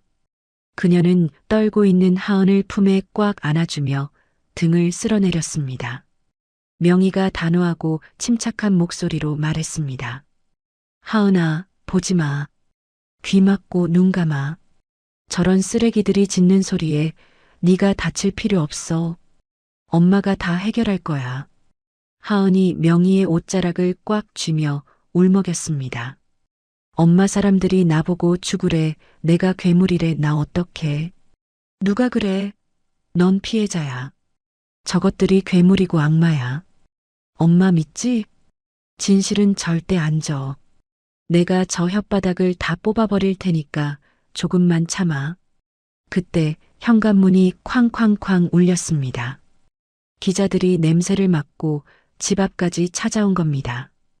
오하은 씨, 안에 계시죠? 해명 좀 해보세요. 시어머니 폭행 사실입니까? 한 말씀만 해주세요. 플래시가 번쩍거리고 고함 소리가 들려오자 하은은 더욱 깊이 명희의 품으로 파고들었습니다. 명희는 이를 악물고 비서실장에게 전화를 걸었습니다. 김 실장, 지금 당장 경호팀 보내서 집 앞 정리해.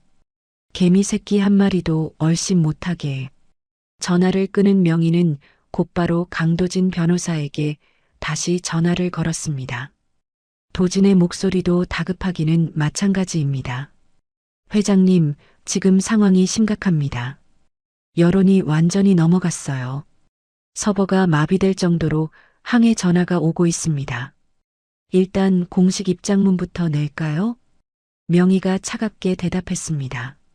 아니, 입장문 종이 쪼가리 내봤자 변명한다고 더 욕만 먹어. 저쪽이 영상으로 장난질을 쳤으니 우리도 영상으로 갚아줘야지. 네, 영상이라면. 결혼식장 원본 CCTV 확보해뒀지? 음성까지 다 들어간 거. 네, 물론입니다. 가장 잘 보이는 각도로 가지고 있습니다. 그리고 하나 더. 저 박미숙이가 기자 매수할 때 쓴 돈, 계좌 추적해서 증거 잡아. 뇌물 주고 기사 사주한 정황 포착해. 도진이 잠시 망설이다가 조심스럽게 물었습니다. 회장님, 그런데 지금 당장 터뜨리는 것보다 내일 박미숙이 방송 인터뷰 생중계에 잡혀 있는 거 아십니까? 거기서 완전히 쐐기를 박으려고 작정한 모양인데 명희의 입가에 섬뜩한 미소가 번졌습니다. 그래, 방송 인터뷰? 아주 판을 크게 벌려놓으셨네. 잘 됐어. 관객이 많을수록 처형식은 더 화려해야지. 명희가 창문 커튼 틈으로 밖을 내다보며 말을 이었습니다. 내일 그 방송 우리가 접수한다. 도진이 너는 방송국 국장한테 연락해. YM그룹 광고비 다 끊어버린다고 협박을 하든 회사를 사버린다고 하든 상관없으니까. 생방송 도중에 우리가 개입할 수 있게 판 깔아. 알겠습니다. 완벽하게 준비하겠습니다. 다음 날 아침 병원 휴게실. 박미숙과 최태성은 스마트폰으로 여론 반응을 살피며 낄낄거리고 있습니다. 박미숙이 댓글을 읽으며 신나서 어깨춤을 춥니다. 어머, 이것 봐. 시어머니가 보살이다. 며느리 얼굴만 봐도 표독스럽다. 난리가 났네.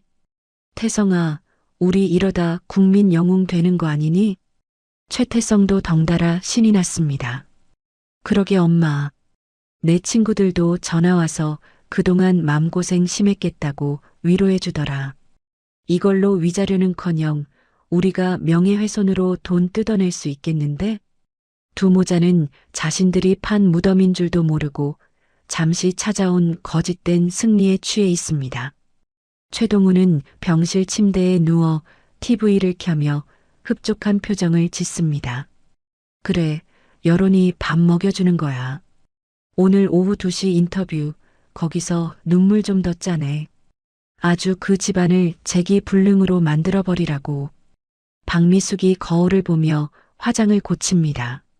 아니, 화장을 지우고 더 창백해 보이게 분장을 합니다. 걱정 마요, 여보. 내가 연기 하나는 기가 막히잖아. 오늘 대한민국 아줌마들 다 내 편으로 만들어버릴 테니까. 박미숙은 휠체어에 올라타며 비장한 표정으로 병실을 나섭니다. 그녀의 뒤로 수많은 카메라와 기자들이 따라붙습니다. 마치 개선장군이라도 된 듯 당당한 모습입니다. 하지만 그들은 꿈에도 모르고 있습니다.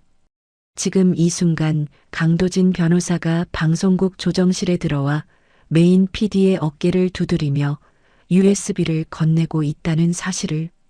그리고 명희의 집에서는 하은이 눈물을 닦고 명희와 함께 TV 앞에 앉아 이 모든 쇼를 지켜보고 있다는 것을. 명희가 하은의 손을 잡으며 나직하게 속삭였습니다. 잘 봐라. 거짓말쟁이의 최후가 얼마나 비참한지. TV 화면 속에서 박미숙의 생방송 인터뷰가 시작됩니다. 시청자 여러분, 안녕하십니까? 오늘 세간을 떠들썩하게 한 재벌가 며느리 폭행 사건의 피해자 박미숙 씨를 모셨습니다. 아나운서의 멘트와 함께 박미숙이 슬픈 표정으로 고개를 숙입니다. 그녀의 입이 열리고 또다시 역겨운 거짓말이 시작되려는 찰나 방송국 모니터 화면이 지직거리며 화면 하단에 긴급 속보 자막이 뜨기 시작했습니다. 폭풍은 이미 시작되었습니다. 이제 진실의 쓰나미가 저 악인들을 덮칠 시간은 불과 몇 분 남지 않았습니다. 국민 여러분, 저는 정말 며느리를 친딸처럼 사랑했습니다. 흑흑. 생방송 카메라 앞에서 박미숙이 손수건으로 눈가를 찍어내며 가련한 연기를 펼치고 있습니다. 병원 로비에 마련된 임시 인터뷰장은 그녀의 거짓말을 취재하러 온 기자들과 구경꾼들로 발 디딜 틈이 없네요. 최태성은 휠체어를 탄 엄마 옆에 서서 세상에서 가장 효자라도 된 듯 침통한 표정을 짓고 있습니다. 박미숙이 코를 훌쩍이며 말을 이었습니다. 그런데 돈이 뭔지 사돈니가 재벌이라며 저희를 개미 밟듯 짓밟더라고요. 저 멍든 거 보이시죠? 며느리가 던진 리모컨에 맞은 겁니다. 제발 저 억울한 것 좀 풀어주세요.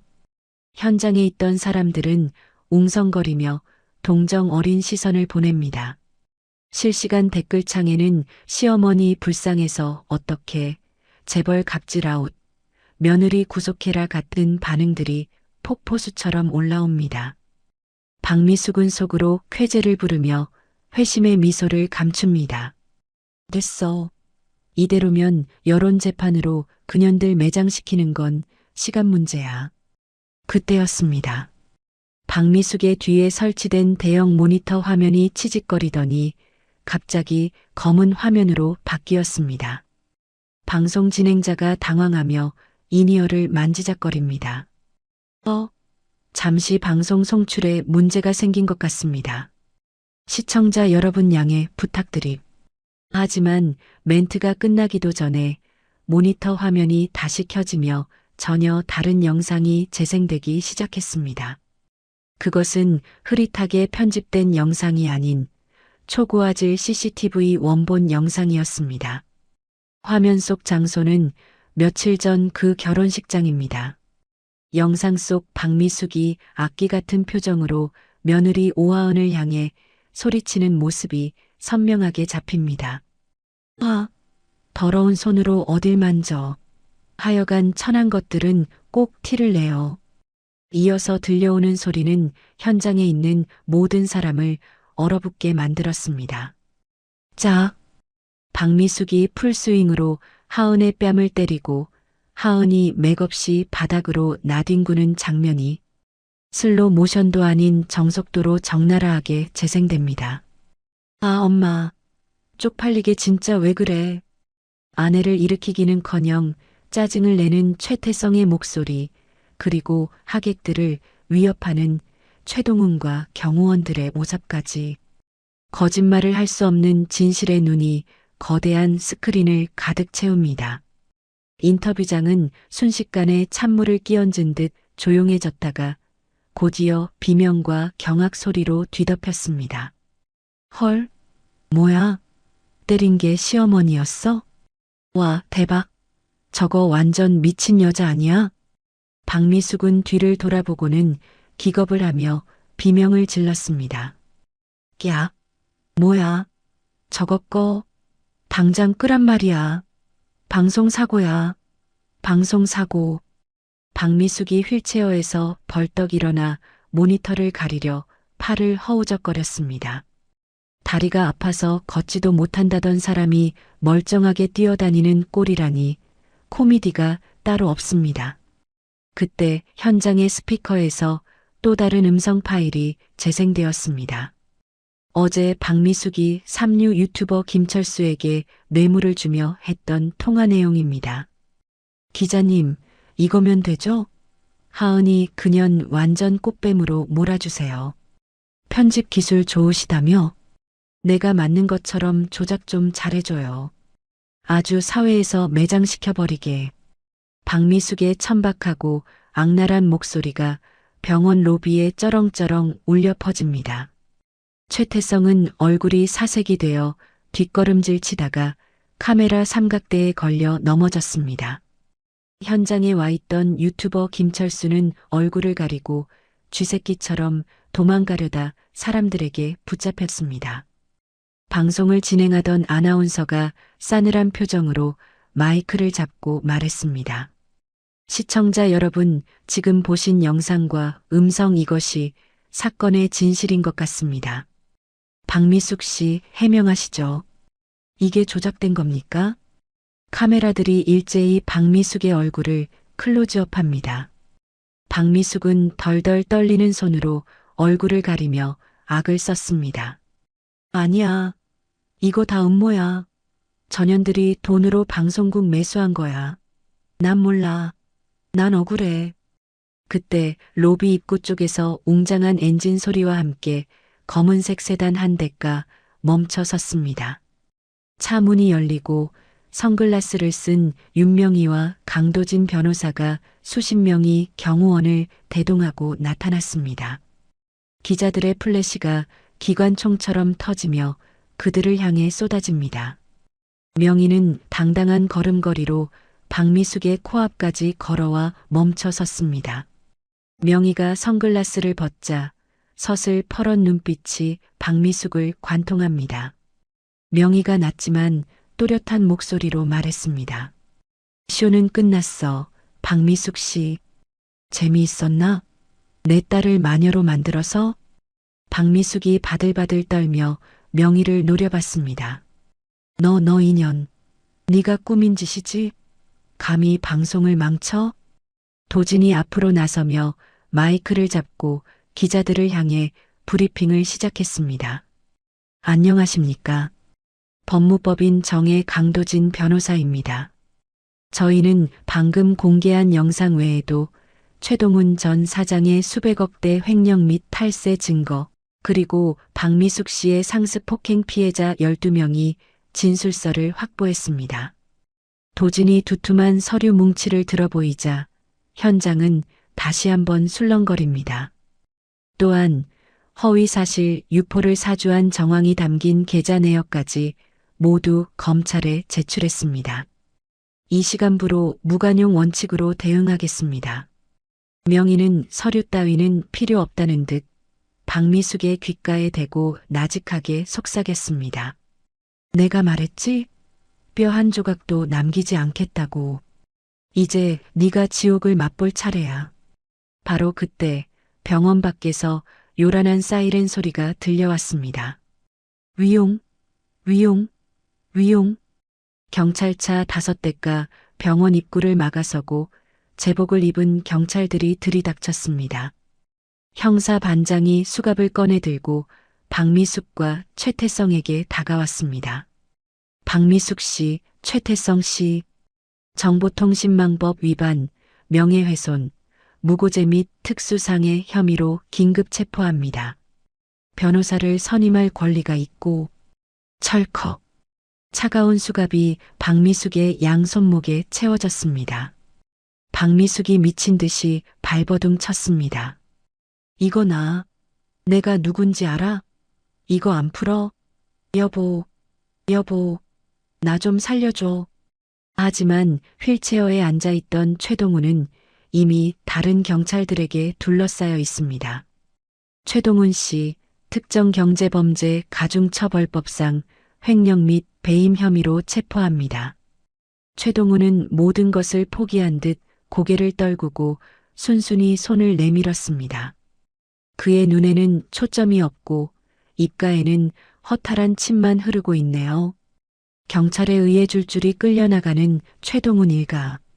병원 로비에 있던 시민들과 환자 가족들이 그들을 향해 야유를 퍼붓기 시작했습니다. 잘 가라, 쓰레기들아.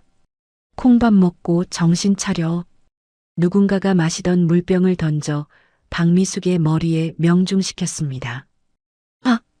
박미숙은 헝클어진 머리에 물을 뒤집어 쓴 채 카메라를 향해 끝까지 악다구니를 썼습니다. 찍지 마. 다 고소할 거야. 두고 봐. 내가 다시 돌아올 거야. 하지만 그녀의 외침은 시민들의 환호성에 묻혀 허공으로 흩어졌습니다.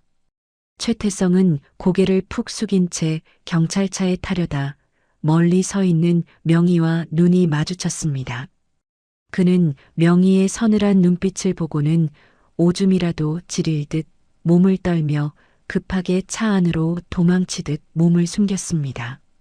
경찰차들이 사이렌을 울리며 멀어지고 현장에는 통쾌한 승리의 공기만이 남았습니다. 도진이 명희에게 다가와 고개를 숙였습니다. 회장님 고생하셨습니다. 완벽하게 마무리됐습니다. 명희는 굳게 담은 입술을 풀고 멀어지는 경찰차를 보며 짧게 한숨을 내쉬었습니다. 고생은 무슨, 이제야 밀린 청소를 끝낸 기분이군. 그 시각 명희의 집 거실. 오하은은 TV 화면을 통해 이 모든 과정을 지켜보고 있었습니다. 악랄하게 굴던 시어머니가 수갑을 차고 끌려가는 모습, 뻔뻔하던 남편이 고개를 숙이는 모습, 화면 하단에는 정의 구현 사이다 결말 같은 댓글들이 실시간으로 올라옵니다. 하은의 눈에서 뜨거운 눈물이 주르륵 흘러내렸습니다. 슬퍼서가 아닙니다. 그동안 가슴속에 맺혀 있던 거대한 응어리가 녹아내리는 해방감 때문입니다. 하은이 떨리는 손으로 TV 화면을 어루만지며 중얼거렸습니다. 끝났다, 진짜 끝났어. 그녀는 소파에 몸을 깊숙이 파묻고 처음으로 다리를 쭉 펴보았습니다. 지옥 같았던 결혼 생활, 사람 취급도 못 받았던 시간들이 주마등처럼 스쳐 지나가고 이제는 정말 자유가 되었다는 사실이 피부로 와닿습니다. 현관문이 열리고 명희가 들어왔습니다. 하은아. 명희의 목소리를 듣자마자 하은이 자리에서 벌떡 일어나 달려갔습니다. 하은은 명희의 품에 와락 안겨 엉엉 소리내어 울음을 터뜨렸습니다. 엄마, 으엉, 엄마 고마워. 나 때문에 엄마가 흑흑. 명희는 아이처럼 우는 딸을 꽉 끌어안고 등을 토닥였습니다. 명희의 눈시울도 붉게 물들었습니다. 명희가 딸의 머리카락에 입을 맞추며 부드럽게 말했습니다. 그래, 그래. 다 끝났다. 우리 딸, 그동안 얼마나 무섭고 힘들었니? 이제 아무도 널 괴롭히지 못해. 엄마가 약속할게. 하은이 눈물 젖은 얼굴을 들고 엄마를 바라보았습니다. 나 이제 진짜 행복해질 거야. 엄마랑 같이 보란 듯이 잘 살 거야. 명희가 빙그레 웃으며 하은의 눈물을 닦아주었습니다. 그럼 그래야지. 넌 세상에서 제일 귀한 내 딸인걸. 거실 창밖으로 따스한 오후의 햇살이 비쳐 들어와 두 모녀를 감싸 안았습니다. 폭풍우는 지나갔고 이제 그들의 앞에는 맑게 갠 하늘과 눈부신 미래만이 남아 있습니다. 하지만 이야기는 아직 끝나지 않았습니다. 폐허가 된 과거를 딛고 일어선 하은이 어떤 모습으로 새로운 인생을 꽃피울지, 그리고 그녀를 묵묵히 지켜주던 도진과의 관계는 어떻게 될지, 진정한 해피엔딩을 향한 마지막 발걸음이 남아 있습니다. 계절이 2번 바뀌고 어느덧 6개월이라는 시간이 흘렀습니다. 뜨거웠던 여름의 열기는 사라지고 옷깃을 여미게 만드는 찬 바람이 부는 늦가을입니다. 서울의 한 재래시장, 비릿한 생선 냄새와 사람들의 땀 냄새가 뒤섞인 이곳에 낯익은 얼굴이 보입니다. 바로 박미숙입니다. 하지만 6개월 전 온몸을 명품으로 휘감고 다이아몬드 반지를 자랑하던 사모님의 모습은 온데간데 없습니다. 그녀는 낡아 빠진 고무 앞치마를 두르고 헝클어진 머리를 대충 묶은 채 쭈그리고 앉아 생선 내장을 다듬고 있습니다. 손가락 마디마디는 터져서 밴드가 덕지덕지 붙어 있고 화장기 없는 얼굴에는 검버섯이 피어올랐네요.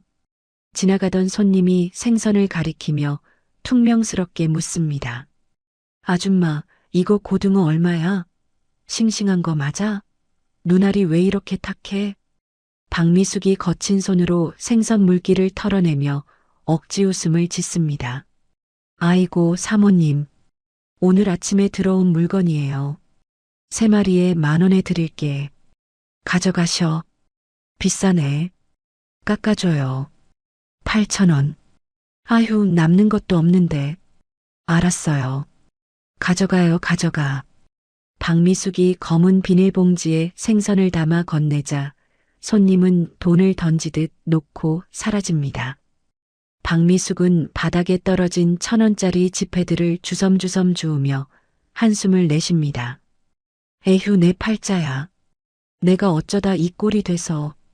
그때 시장통 전광판 뉴스에서 낯익은 이름이 흘러나옵니다. YM그룹 싱글맘 자립을 위한 하은 재단 설립 오늘 출범식 열려. 박미숙은 홀린 듯 고개를 들어 전광판을 바라봅니다. 화면 속에는 세련된 정장을 입고 환하게 웃고 있는 오하은이 있습니다. 그 옆에는 우아한 모습의 윤명희도 보이네요. 박미숙이 들고 있던 생선 칼을 떨어뜨리며 멍하니 중얼거립니다. 하은이, 자신이 천한 것이라고 무시했던 며느리는 대한민국이 주목하는 재단 이사장이 되었는데 정작 자신은 그토록 경멸하던 시장 바닥에서 생선을 팔고 있습니다. 박미숙의 눈에서 후회와 질투가 섞인 눈물이 주룩주룩 흘러내려 생선 비린내 나는 앞치마를 적십니다. 장면이 바뀌어 먼지가 풀풀 날리는 공사 현장입니다. 안전모를 쓴 최태성이 무거운 벽돌 지게를 지고 비틀거리며 계단을 오르고 있습니다.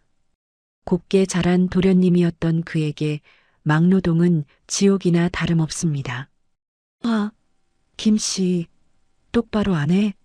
군뱅이처럼 기어다닐 거면 당장 꺼져. 자신보다 한참 어린 작업 반장이 고함을 지르며 최태성의 뒤통수를 툭 칩니다. 예전 같았으면 내가 누군지 알아? 라고 대들었겠지만 지금 최태성은 비굴하게 고개를 숙입니다. 죄송합니다. 빨리 하겠습니다. 점심시간 최태성은 구석에 쭈그리고 앉아 컵라면을 먹습니다. 퉁퉁 부른 라면을 허겁지겁 넘기는데 옆에 있던 인부들이 스마트폰을 보며 떠드는 소리가 들립니다. 와, 이 여자 진짜 예쁘지 않냐? YM그룹 회장 딸이라는데 이번에 이혼하고 재단 만들었대. 전 남편이 완전 쓰레기였다던데? 그러게. 복을 발로 찼지. 나 같으면 업고 다녔겠다. 최태성은 라면을 먹다 말고 사례가 들려 캑캑거립니다. 화면 속 하은의 당당한 미소를 보자 가슴이 찢어질 듯 아파옵니다. 하은을 버리고 엄마 편을 들었던 자신의 멍청한 선택이 뼈에 사무치도록 후회됩니다. 최태성은 국물도 남기지 않고 컵라면을 비운 뒤 눈물을 훔치며 다시 벽돌을 지러 갑니다. 그리고 차가운 쇠창살이 가로막힌 교도소 독방.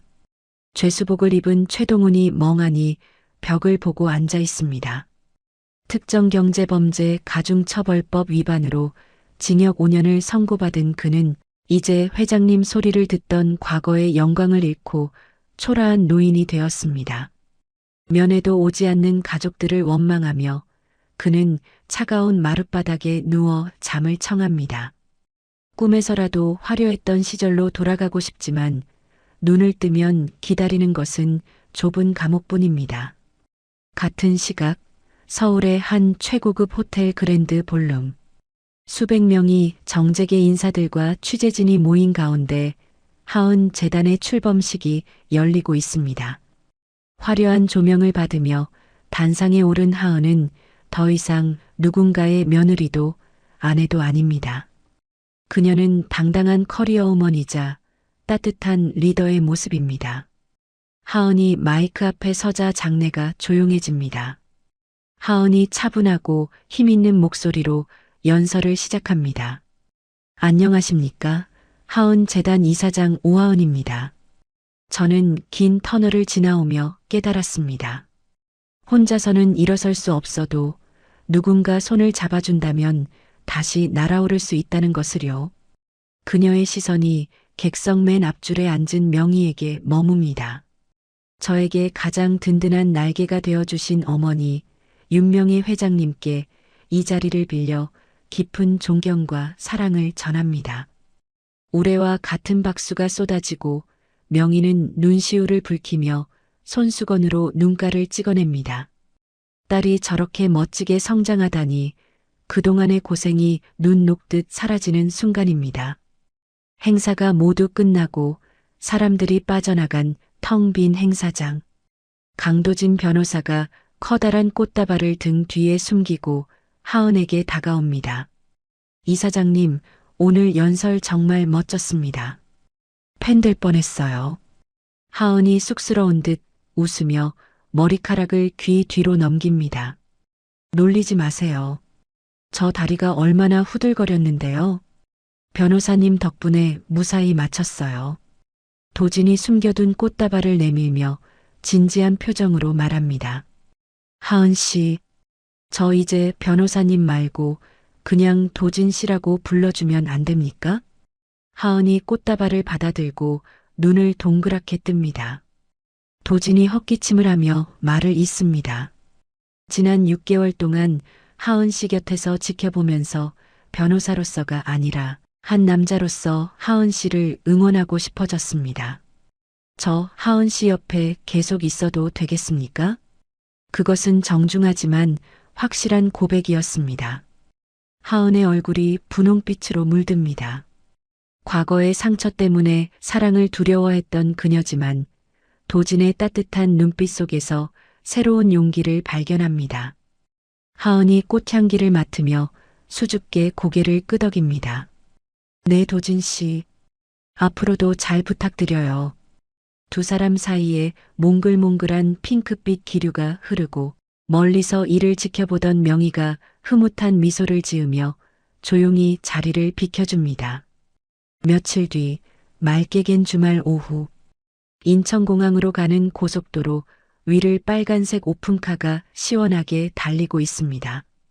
운전대는 선글라스를 쓴 명희가 잡고 있고 조수석에는 하은이 앉아 바람을 만끽하고 있네요. 두 모녀는 모든 짐을 내려놓고 난생 처음 둘만의 해외여행을 떠나는 길입니다. 라디오에서 경쾌한 음악이 흘러나오다가 잠시 뉴스가 나옵니다. 다음 소식입니다. 전 대성 정밀 최동훈 사장이 옥중에서 지병 악화로 병원에 이송되었다는 소식입니다. 일각에서는 죗값을 치르는 하은이 무심하게 라디오 버튼을 눌러 꺼버립니다. 툭!